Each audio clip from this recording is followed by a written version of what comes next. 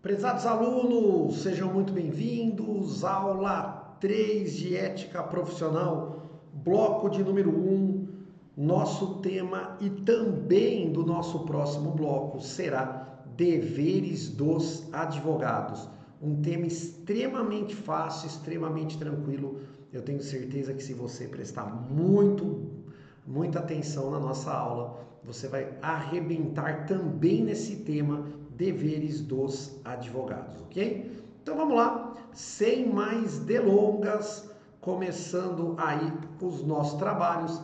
Na tela para você, aula 3, bloco 1, deveres dos advogados, primeira questão. Vamos lá.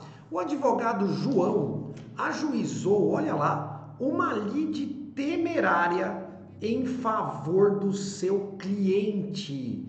Ele ajuizou então uma lide temerária em favor do seu cliente Flávio. Sobre a responsabilização do advogado João, assinale a alternativa correta, ok? Então, letra A, João será solidariamente responsável com Flávio apenas se provado conluio para lesar a parte contrária. Muito bem, pessoal. Veja, a alternativa A de amor, A de aprovação, a de Andressa é a correta. O João vai ser solidariamente responsável com o Flávio apenas se ficar provado o conluio para lesar a parte contrária.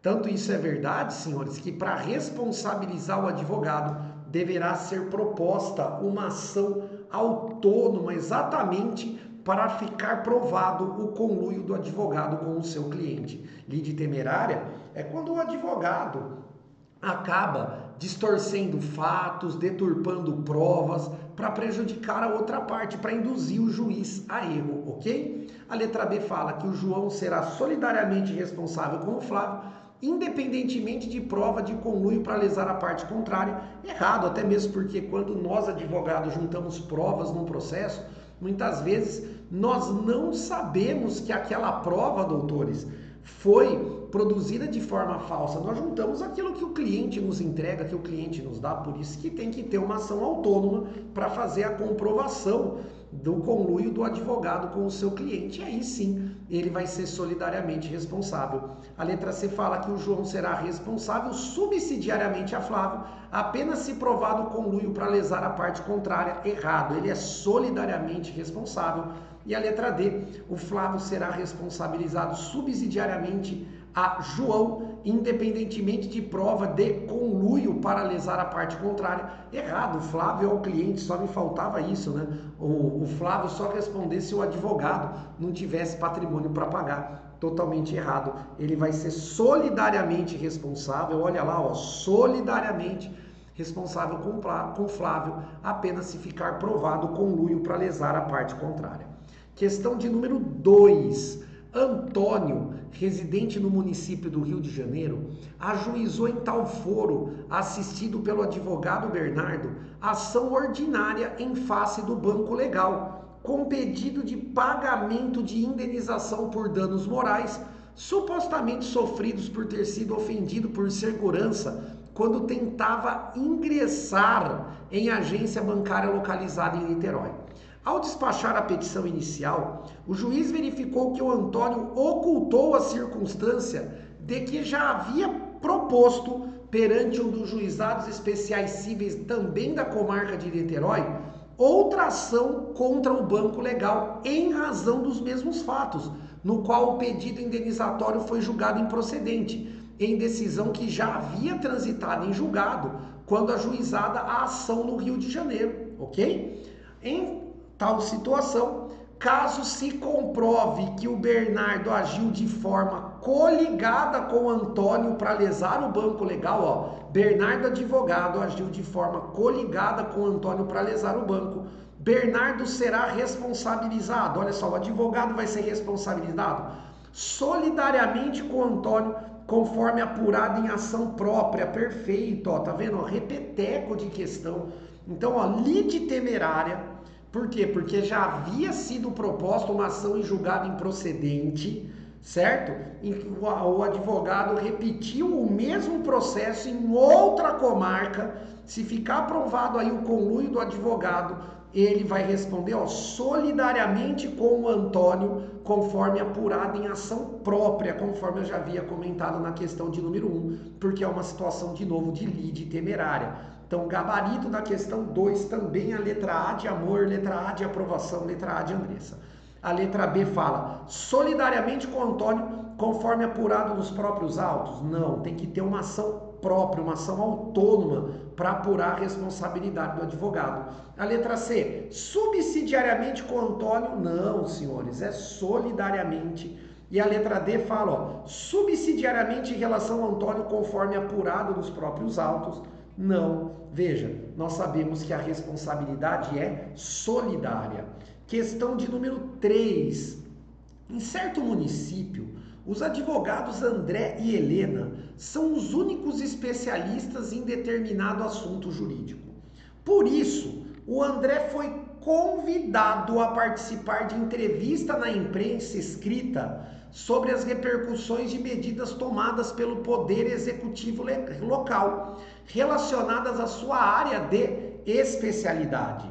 Durante a entrevista, olha lá, o André convidou os leitores a litigarem contra a administração pública, conclamando-os a procurarem advogados especializados para ajuizarem, desde logo, as demandas que considerava tecnicamente cabível. Porém, quando indagado sobre os meios de contato do seu escritório para os leitores interessados, o André disse que, por obrigação ética, não poderia divulgá-los por meio daquele veículo. Por sua vez, a advogada Helena, indignada com as mesmas medidas tomadas pelo executivo, procurou um programa de rádio oferecendo-se para uma reportagem sobre o assunto. No programa, Helena manifestou-se de forma técnica, educativa e geral, evitando o sensacionalismo. Considerando as situações, assinale a correta. Doutores, ó, ambos praticaram infração ética, porque violaram, senhores, os nossos deveres como advogado, inclusive relacionados a um tema que estudaremos na aula 4, publicidade. Quando o advogado vai dar uma entrevista, seja na mídia escrita, seja uma entrevista em televisão, blog de internet, podcast, não interessa, o advogado não pode incitar os leitores a litigarem, a processarem as outras pessoas. E o advogado tem que ser convidado, ele não pode se oferecer a reportagem. Então, tanto o André como a Helena praticaram infração disciplinar. Vamos lá, vamos ver as alternativas? Letra A, André e Helena agiram de forma ética, observando as normas do nosso código de ética. Erradíssimo. B, nenhum dos dois advogados agiu de forma ética, tendo ambos inobservado as normas previstas no Código de Ética. Perfeito. Gabarito da questão 3, letra B de bola. Nenhum dos dois advogados agiu de forma ética, tendo ambos inobservado as normas previstas no Código de Ética e Disciplina da OAB. A letra C fala, apenas o André agiu de forma ética, errado, ele não podia ter incitado os leitores. E a letra D fala, apenas a Helena agiu de forma ética, errado, porque a Helena não poderia ter se convidado para a entrevista. Vamos lá, questão de número 4. O advogado Walter instalou na fachada do seu escritório um discreto painel luminoso com os dizeres advocacia trabalhista. Então, olha só, pessoal, o Walter instalou na fachada do seu escritório, ó, um discreto painel luminoso com os dizeres advocacia trabalhista. Ele pode ter esse painel? Pode, ainda que iluminado. Para identificar o nosso escritório é permitida a utilização de placa. Isso não fere os nossos deveres relacionados à publicidade. Por outro lado, a Sociedade de Advogados X contratou a instalação de um sóbrio painel luminoso em um dos pontos de ônibus na cidade, onde constava apenas o nome da Sociedade dos Advogados e o endereço da sua sede. Errado, ó, violou, cometeu infração. Por quê? A nossa publicidade tem regramento, ela tem que ser discreta, sóbria para fins informativos, mas ela não pode ser feita em locais públicos ou de acesso ao público. Eu só posso utilizar a placa, inscrição imune em fachada, para identificação do nosso escritório. Então, se ela, a Sociedade X, colocou a placa em um ponto de ônibus na cidade, ela violou as nossas regras a respeito de publicidade, violou um dos nossos deveres, que é de não fazer propaganda como forma comercial, ok? Já a advogada Helena fixou em todos os elevadores do prédio comercial onde se situa seu escritório cartazes pequenos contendo inscrições sobre o seu nome, ramo do direito em que atua e o andar na qual funciona o escritório. De novo, ó, a Helena também cometeu infração ética, porque está fazendo publicidade sobre a advocacia em locais públicos ou de acesso ao público. O elevador de um prédio comercial ingressa qualquer pessoa, de um prédio residencial ingressa os moradores, locais de acesso ao público. Então aqui só o Walter, pessoal, está salvo, só ele não praticou infração disciplinar. Então, considerando as situações descritas, assinale a correta. Letra A, apenas Walter e a sociedade X violaram a disciplina quanto à ética na publicidade. Errado, pessoal, o Walter não violou. A letra B fala, apenas a Helena violou a disciplina quanto à ética na publicidade.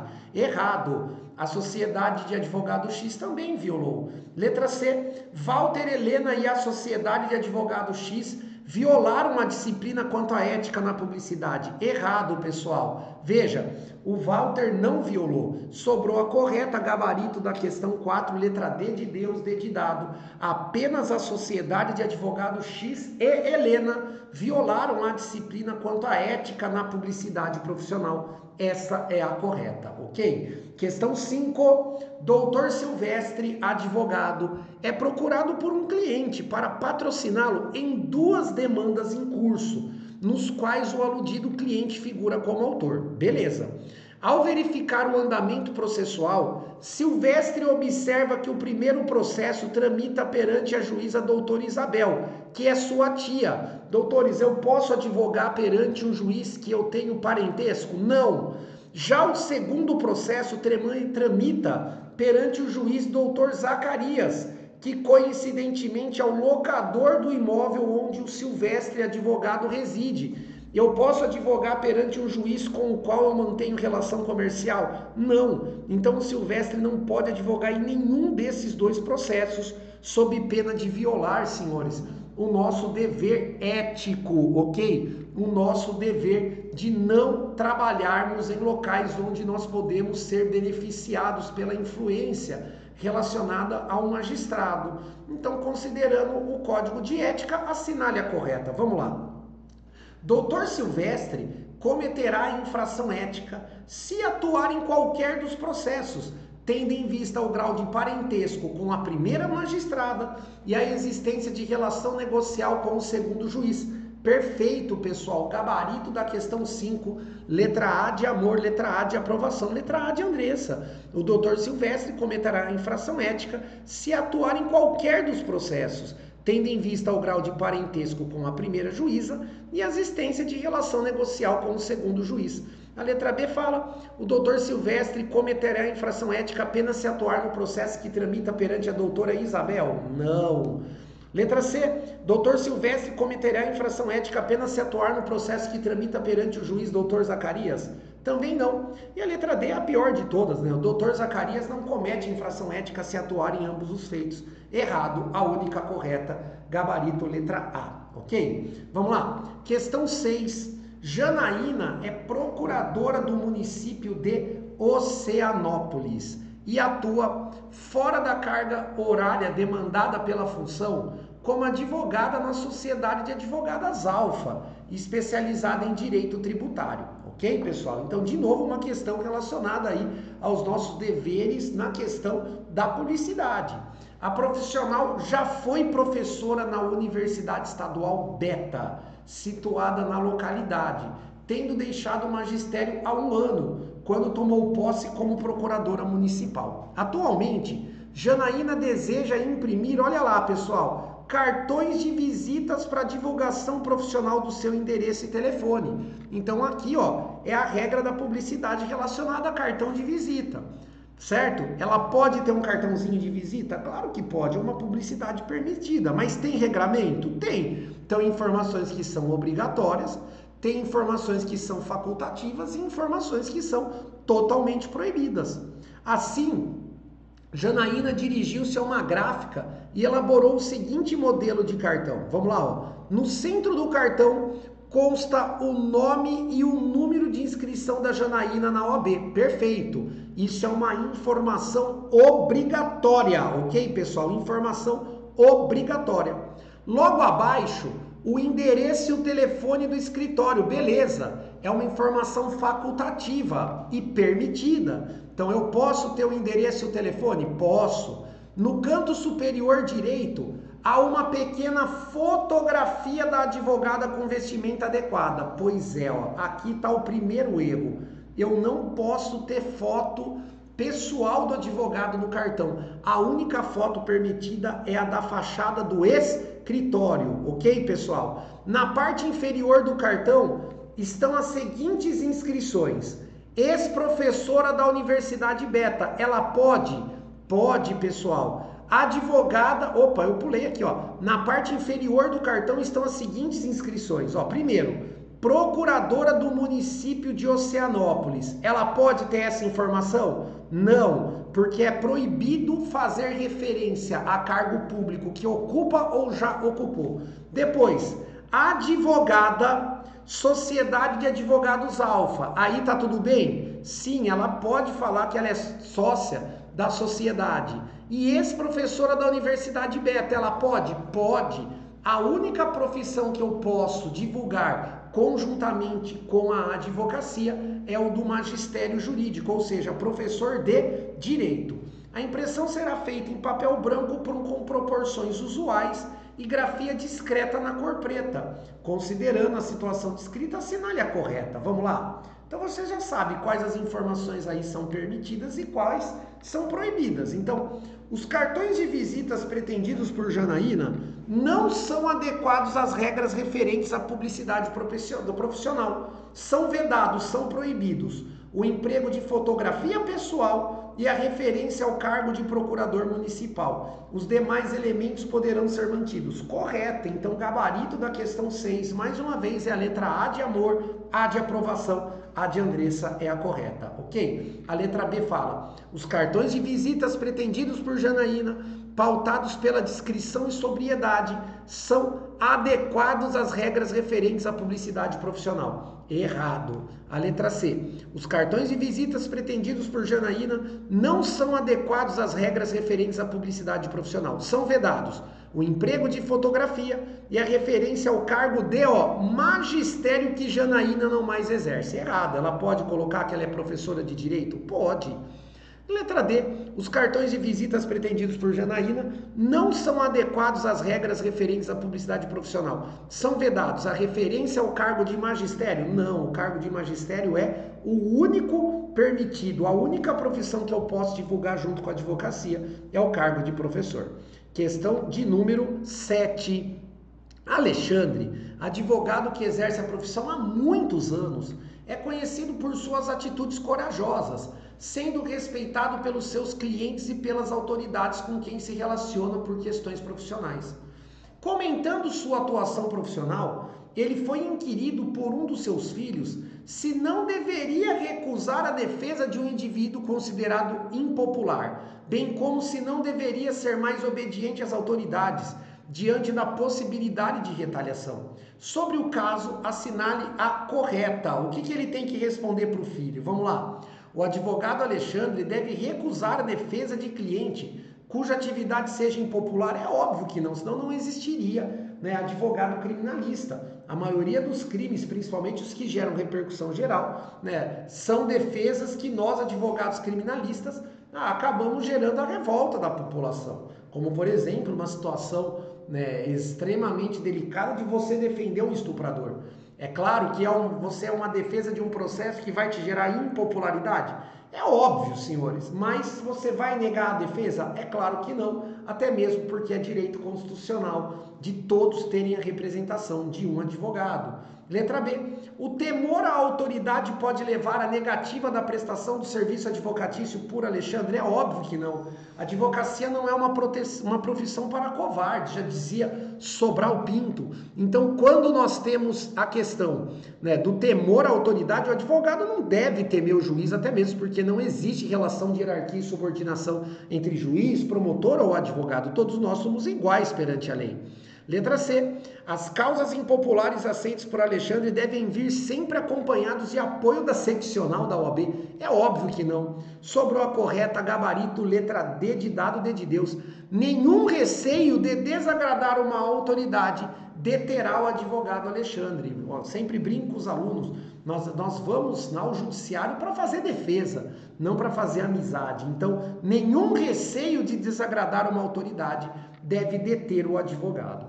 Questão de número 8. O advogado Nelson, após estabelecer seu escritório em local estratégico, nas proximidades dos prédios que abrigam os órgãos judiciários representantes de todas as esferas da justiça, resolve publicar anúncio em que, além dos seus títulos acadêmicos, expõe a sua vasta experiência profissional, indicando os vários cargos governamentais ocupados, inclusive o de ministro, de prestigiar a área social. Nos termos do Código de Ética da Advocacia, assinale a correta. Nós já vimos isso. Eu não posso fazer referência a cargo público que eu ocupo, eu já ocupei. Então, esse anúncio dele está violando os nossos deveres profissionais.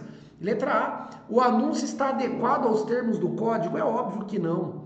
Letra B. O anúncio está adequado aos termos do código? É óbvio que não. Letra C. O anúncio colide com as normas do código, pois a referência a títulos acadêmicos é vedada. Não, pessoal, eu posso colocar referência aos meus títulos? É óbvio que sim. Colocar que eu sou especialista em direito penal, mestre em direitos humanos, não tem nenhum tipo de problema, são informações facultativas.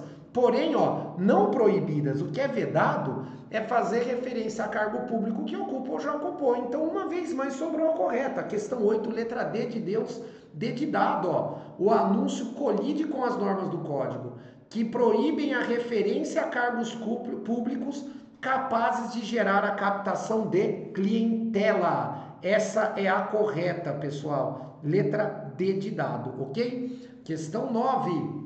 O advogado Felício é contatado pelo seu cliente Paulo, que pretende promover ação de responsabilidade civil em face de Rosa, por danos causados à sua honra e ao seu patrimônio material.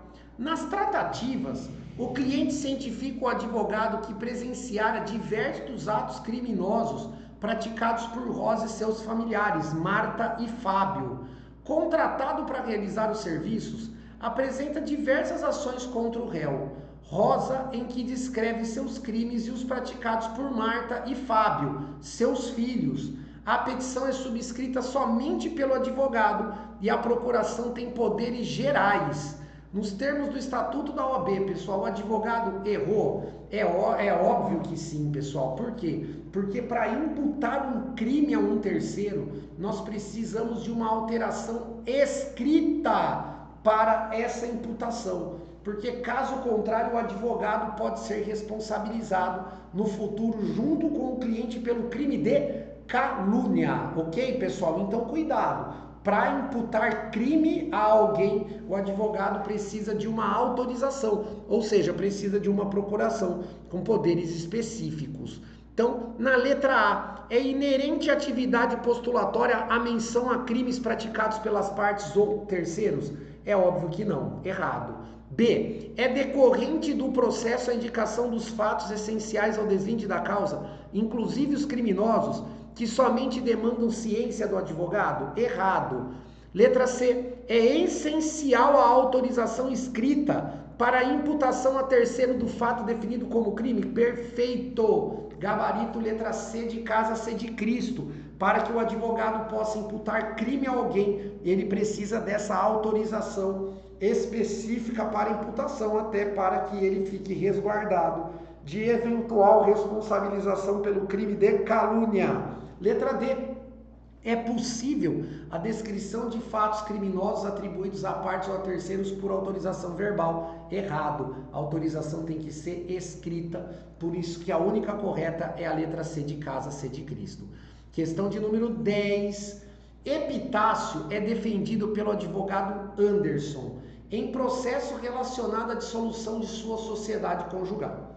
Posteriormente, Epitácio vem a se envolver em processo de natureza societária e contrata a novo advogado especialista na matéria. Designada audiência para oitiva de testemunhas, a defesa do Epitácio arrola como testemunho o advogado Anderson, diante do seu conhecimento de fatos decorrentes do litígio de família, obtidos, atenção pessoal, exclusivamente diante do seu exercício profissional e relevantes para o desfecho do litígio empresarial. Consoante estatuto, o advogado deve, pessoal, todas as informações que o advogado toma como conhecimento pelo exercício da advocacia, elas são sigilosas, ainda que o cliente autorize.